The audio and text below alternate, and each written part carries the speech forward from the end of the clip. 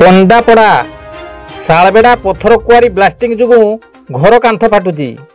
NH 20 रिमुड़ी ठारू पाणीकुली रास्तार पिचु पकईवा tender नहीं SRSC company.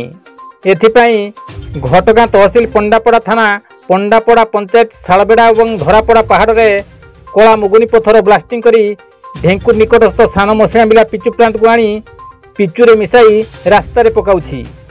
शालबेड़ा पत्थर कुआरी ग्राम निकट में होइथिबारु ब्लास्टिंग जो अनेक लोकंकर घर कांथ फाटी जाउथिबा बेले 6 मीटर खनन अनुमति थिबा बेले ठिका संस्था 12 मीटर ऊर्ध्व खनन करुछि बोली अभियोग आसीछि। एने अंचलवासी पंडापड़ा थाना ठारू केन्दुझर जिलापाल द्वारस्थ होई न्याय न पाइबारु ओडिशा हाईकोर्ट रे जनस्वार्थ मामला रुजु करछन्ति। आज शुणाणी दिन थिले मध्य नूतन मुख्य विचारपति दायित्व नेउथिबारु शुणाणी आसंता सप्ताह को घुंची।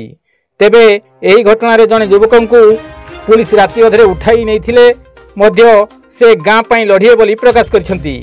Kavindra Raut report, KD news Odia.